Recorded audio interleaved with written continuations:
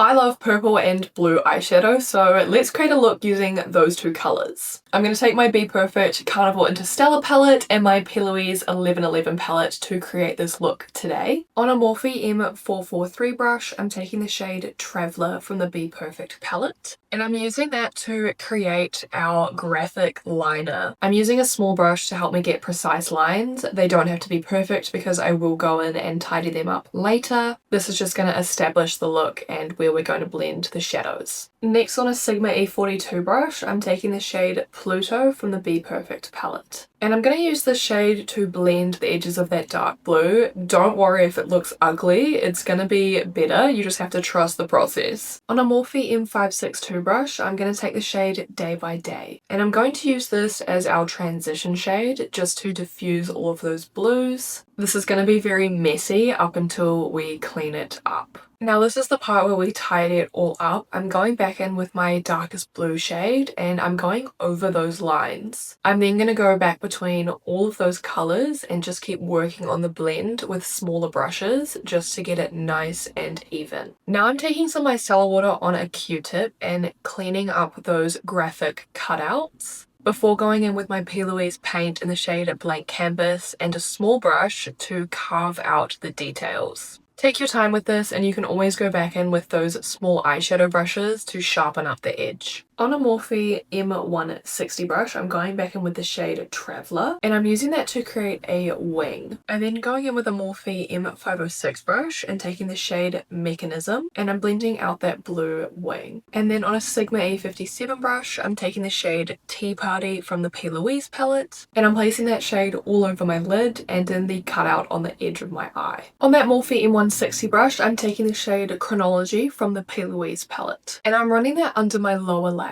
line and joining that up to the outer wing. Then on a Morphe M506 brush, I'm taking the shade Mechanism from the P. Louise palette and I'm using that to blend that purple shade out. Next, on a Morphe M562 brush, I'm taking the shade Nebula from the Be Perfect palette and I'm using that to blend those purple shades out. Then on a Morphe JH39 brush, I'm taking the shade Countdown from the P. Louise palette and I'm placing that in that graphic cutout underneath my eyebrow just to add a bit of dimension. Next, I'm taking this pigment from Nakia Drew Cosmetics in the shade Fairy Floss and I'm just pressing that all over the lid to add some sparkle. And here's the final look all complete. I have not done a complex look in a very long time and I thoroughly enjoyed sitting down and doing this look today. And of course, if you want to learn how to do more creative makeup looks like this in under 3 minutes, don't forget to follow me.